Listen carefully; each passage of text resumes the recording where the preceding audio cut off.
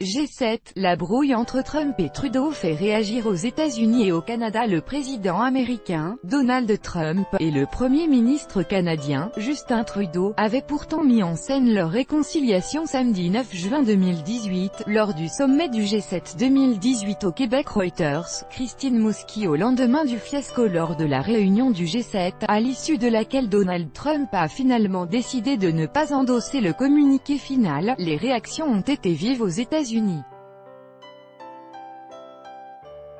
Beaucoup, même dans le camp républicain, dénoncent le protectionnisme du président américain et sa volte-face via Twitter.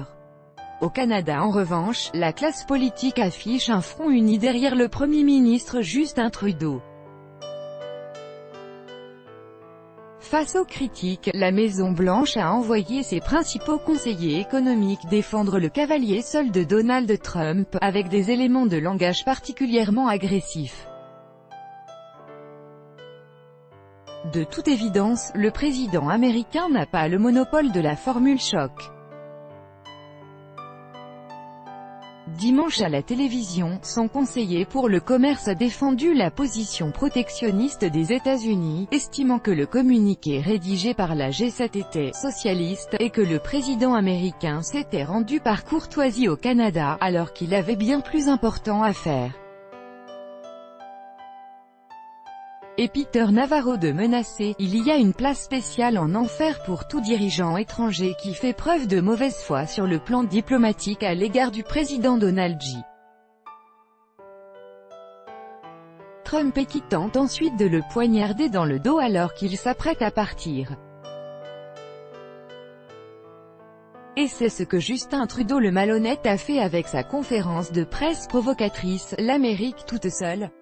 Ces propos semblent inédits alors que les voisins américains et canadiens ont toujours entretenu des relations cordiales, mais l'autre principal conseiller de la Maison-Blanche sur les questions économiques a employé les mêmes termes.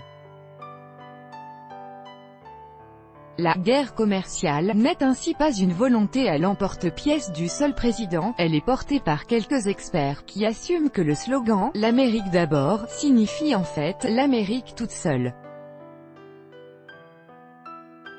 Mais Trump a bien été élu sur cette promesse, et les élections de mi-mandat de novembre diront si le concept est toujours aussi populaire, souligne notre correspondant à New York, Grégoire Pourtier.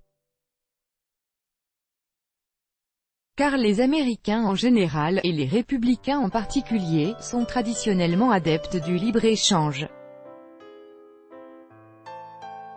Le sénateur John McCain, ancien candidat à la présidence, s'est ainsi adressé aux pays alliés dans un tweet, leur assurant qu'une majorité de tous bords restait favorable au commerce et à la mondialisation.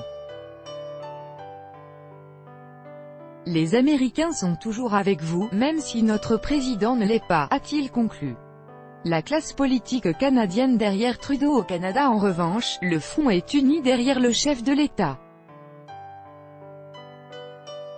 Même les plus féroces adversaires politiques de Justin Trudeau jugent que le Premier ministre a eu raison de qualifier d'inacceptables les surtaxes douanières imposées par l'administration Trump sur l'aluminium et l'acier canadien. Doug Ford, le nouveau Premier ministre de l'Ontario, se dit solidaire avec Justin Trudeau, lui qui pourtant ne cache pas son admiration pour le dirigeant américain en temps normal. La ministre canadienne des Affaires étrangères a réaffirmé la nécessité pour le Canada de répliquer aux sanctions commerciales imposées par son voisin du Sud.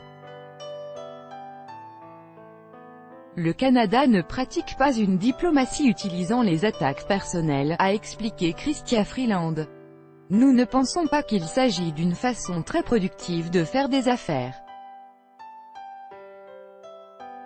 Et nous nous abstenons encore davantage de ce type d'attaque quand il s'agit de nos alliés. Le ton utilisé par la ministre canadienne en reste donc très mesuré.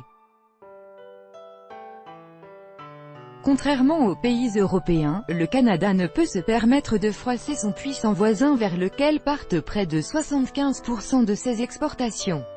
Un voisin que le père de Justin Trudeau, lui aussi Premier ministre, comparait à un éléphant, dont le Canada subissait chacun des mouvements et grognements même quand il se montrait amical, rappelle notre correspondante à Montréal, Pascale Guéricola.